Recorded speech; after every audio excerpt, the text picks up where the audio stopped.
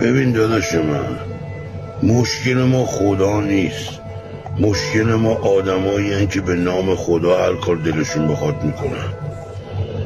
با پول حلال شراب بخور ولی با پول حروم جانماز آب نکش.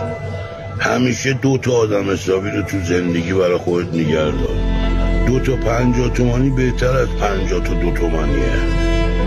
میدونی کی دنیا قشنگتر میشه؟